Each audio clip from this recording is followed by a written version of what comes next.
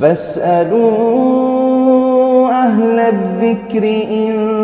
كنتم لا تعلمون۔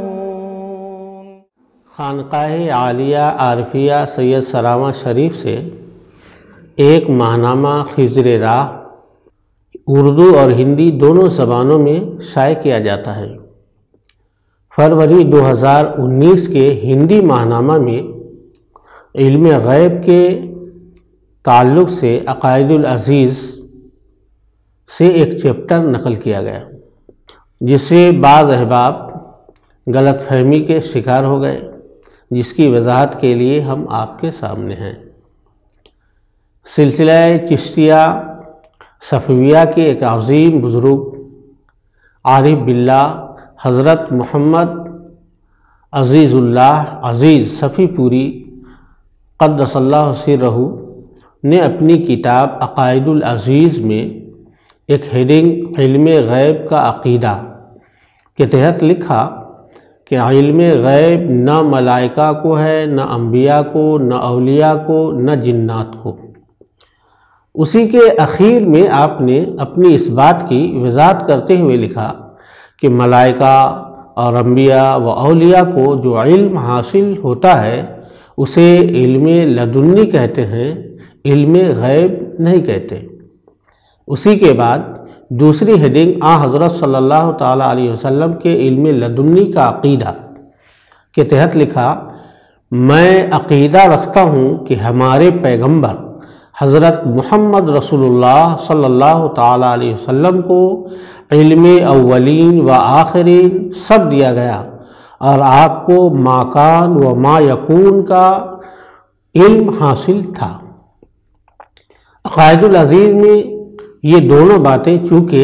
الگ الگ ہیڈنگ کے ساتھ ایک ساتھ لکھی گئی، جس سے لوگوں کو کوئی التباس نہیں ہوا، لوگ غلط فہمی کے شکار نہیں ہوئے۔ اسی طرح ہی اردو کے ماہنامہ خضر راہ جولائی 2018 میں بھی اس کو نقل کیا گیا، جس پر کسی کو کوئی اعتراض نہیں ہوا، لیکن ہندی ماہنامہ خضر راہ میں فروری اور مارچ الگ الگ مہینے میں 2 حصوں میں اس کو شائع کیا گیا، جسے بعض کرم فرماؤں نے صرف فروری کے ماہنامہ کو لے کر لوگوں میں یہ غلط میسیج دینے کی کوشش کی کہ خانقاہ عارفیہ والے حضور کے علم غیب عطائی کا انکار کرتے ہیں، حالانکہ یہ سراسر اتہام اور الزام ہے۔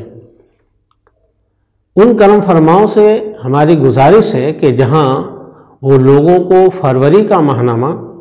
پڑھ کر سنا رہے ہیں یا دکھا رہے ہیں، وہ اس فروری کے ماہنامہ کے ساتھ مارچ کا ماہنامہ بھی انہیں دکھائیں اور سنائیں،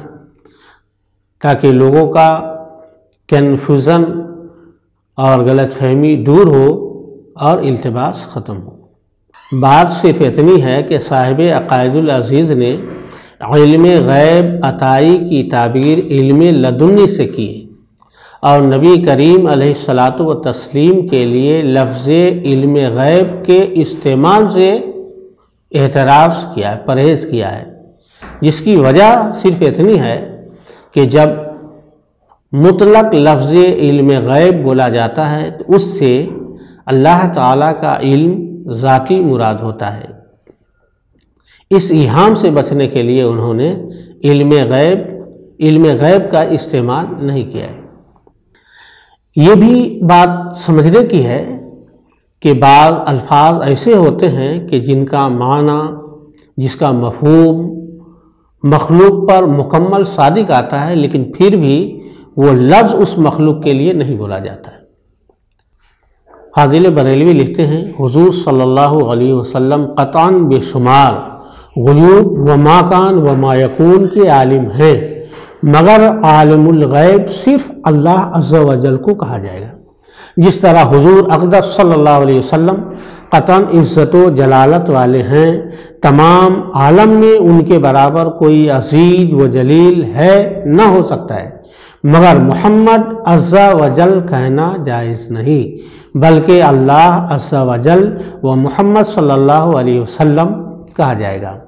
غرض کے صدق و صورت معنی کو جواز اطلاق لفظ لازم نہیں، نہ منع اطلاق لفظ کو نفی صحت معنی۔ اسی لیے نبی کریم صلی اللہ علیہ وسلم پر علم غیب کے اطلاق سے بعض علماء نے اعتراض کیا ہے، اگرچہ عالم غیب کا مکمل پورا معنی آپ پر صادق آتا ہے اور اللہ تعالیٰ نے آپ کو علم ما کان ما یکون عطا فرمایا ہے، لیکن اب چونکہ علم غیب سے اہل سنت والجماعت کے درمیان علم عطائی مراد لیا جاتا ہے، اس لیے اب اگر کوئی نبی کریم صلی اللہ علیہ وسلم کے لیے عالم غیب کا لفظ استعمال کرتا ہے تو کوئی حرج نہیں۔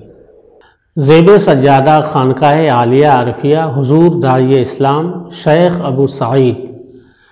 ادام اللہ ظلہ علینا نے اپنی مثنوی نغمات الاسرار میں حضور کے علم غیب پر ایک عنوان ہی قائم کیا ہے، جس میں 28 اشعار ہیں۔ ان اشعار میں واضح طور سے علم غیب کا عقیدہ بیان فرما دیا ہے۔ آپ بھی چند اشعار سماعت فرمائیں۔ جس پر روشن ہیں امور غیب سب، لوح و کرسی و قلم لا ریب سب، عقل اول غیب داں و غیب بھی، شہر علم اولین و آخرین، وہ نبی حکم خدا سے سر بسر، غیب کے اسرار سے ہے باخبر، جس قدر چاہا خدائے پاک نے اس قدر واقف ہوا وہ غیب سے، جس قدر چاہا رسول اللہ نے اس قدر بخشا اسے اللہ نے۔ اور نبی کا معنی بتاتے ہوئے لکھتے ہیں، اللہ اللہ کیا نرالا معنی ہے، غیب کی باتیں بتانے والا ہے۔ ان باتوں سے واضح ہو گیا کہ شیخ عارفیہ اور علماء عارفیہ کا عقیدہ وہی ہے جو علماء اہل سنت اور مشائخ صوفیہ کا ہے۔ عوام کو فتنہ پروروں سے دور رہنا چاہیے، اللہ و رسول کی شان میں صحیح عقیدہ رکھنا چاہیے۔ اللہ ہم سب کو ہدایت دے اور اپنا بندہ بنائے، خدمت دین کی توفیق دے۔ والسلام۔